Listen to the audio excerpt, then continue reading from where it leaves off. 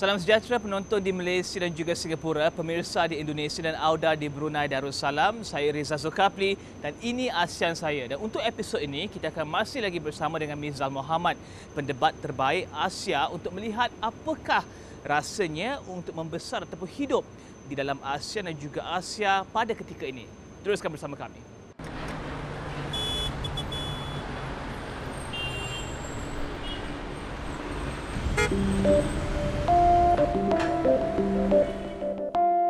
Rizal Asia meneruskan perbincangan bersama pendebat Universiti Teknologi Mara Mifzal Mohammed dalam episod ini untuk menyelami pandangan dan pendapat anak muda membesar dalam konteks ASEAN dan Asia. Well, as a young person in ASEAN right now, where do you see yourself? Do you talk to your friends about the challenges of being in Asia, of being in a what was framed as a third world, still developing perspective? Do you talk about that? What are some of their issues and some of the shared issues or challenges? I guess an issue that's typically talked about among friends in ASEAN, even broadly in Asia, is that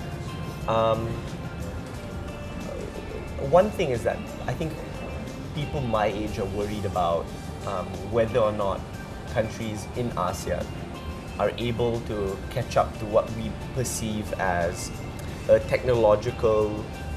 fundamental technological leap that's either happening or about to happen.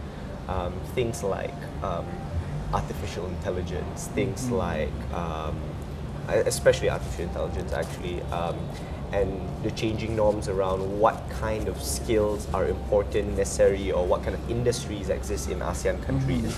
So it just seems like in the current times and moving forward, either jobs become unnecessary here or just becomes uncompetitive, which forces at least drives many people my age, fresh graduates, people who are looking to see whether or not they can create a sustainable future, develop skills, explore new areas and push certain boundaries, that they feel compelled to go to countries like the United States or the UK in order to be able to explore those things. Because it's a little bit more difficult for them to be able to access those things here. And I guess certainly the fear is that if they place themselves in a situation, a little bit more vulnerable position to work in an industry that might get displaced later on and not be a leader, then that certainly place them at risk a little bit. But secondly, I do think at the same time while I'm saying that, given that I've just talked about like the pivot to Asia by the West, I think a lot of Southeast Asian countries specifically are a lot more hopeful. I think, I guess they were more hopeful under the Obama administration, for example, with America, given his explicit positioning to a pivot to Asia, whereas now there's a little bit more uncertainty as to whether or not there will be that relationship and transfer of wealth, technology, innovation, that kind of thing. I guess that always is, for millennials, an access point, like for example, Singapore.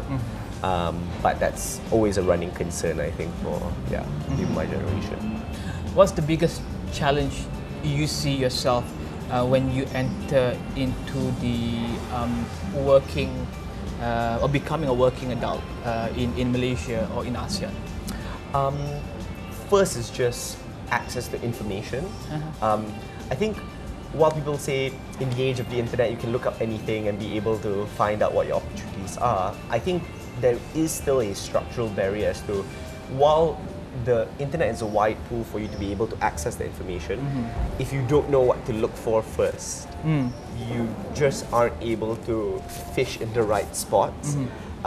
For example, in Malaysia, I think the primary challenge that graduates face, especially in public universities, is that employment programs, or like I think just access to the industry. Students just don't have enough information about what is the industry going to look like in the future. I still think we're in this awkward stage of trying to increase employability, but we're not thinking too much about innovation and the changing norms of industries. That means that when you have career counselors in universities, they're oftentimes not incredibly well equipped to be able to guide students through this rapidly changing time. I don't expect career counselors to be able to do that, but certainly I think that a very strong, urgent transition that needs to happen is the information, or at least guiding students to be able to know where to look. So anyone can go on Job Street, anyone can go on and try and look for a job, but whether that optimizes their skills or whether or not that aligns with their long-term aspirations, that's a completely different story. Yeah. Education is a very important point that has been talked about by a lot of people when discussing ASEAN and Asia's development. Yeah. You coming from a public uni, what do you make of the state of education in the public unis in ASEAN or in Malaysia so far? I guess I wouldn't be able to speak out to the state of public education in ASEAN more broadly. I'm unfortunately not too well informed about how public education is formulated around ASEAN, but locally specifically, I think this, like I said before, I think the focus surrounding public university education in Malaysia is incredibly centric to our traditional sense of employment. That a person that is studying law is meant to be a lawyer, for example. Studying engineering is meant to be an engineer. When the norms that we see, for example, just this anecdotal, my personal experience is that friends from India or friends from Singapore who study engineering typically end up either as consultants, traders, they end up in finance, or they end up in a local startup or something like that.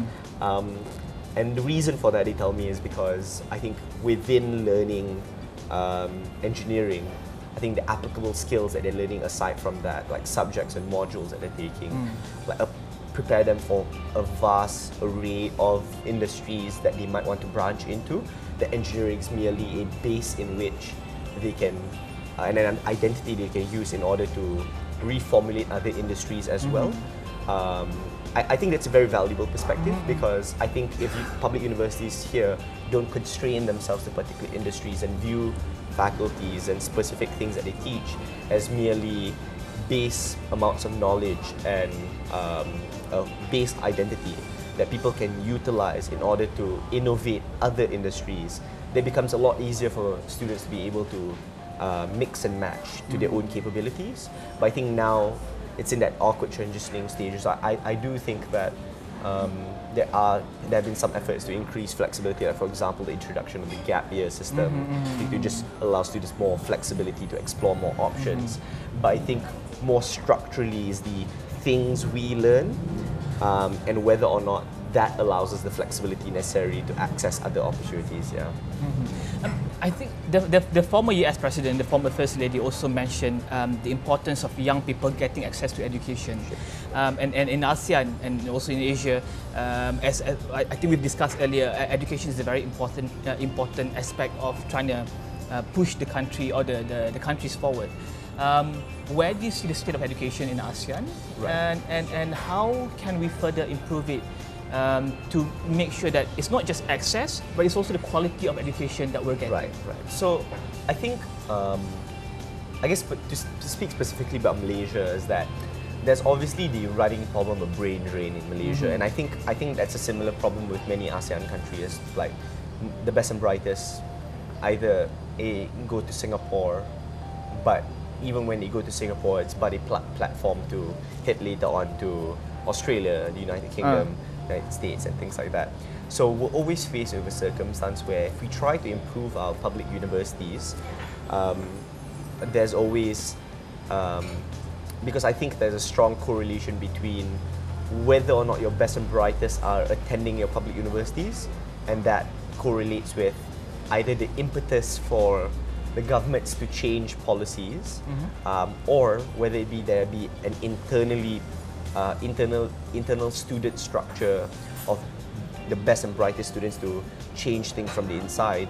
But when the best and brightest leave, that leaves a bit of a gap.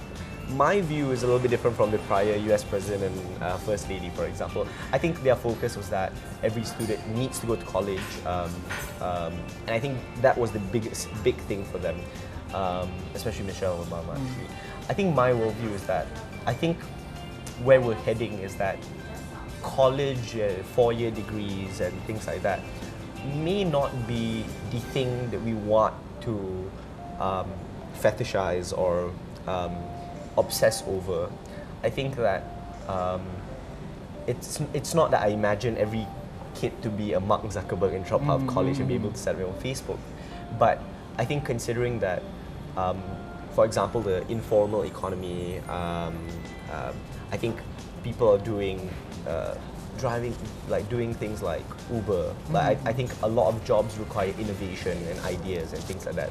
Not to diminish the importance of universities. Obviously, there are specific skills that people need to develop. But I think for the vast majority of people either don't make it to college, people don't make it to university.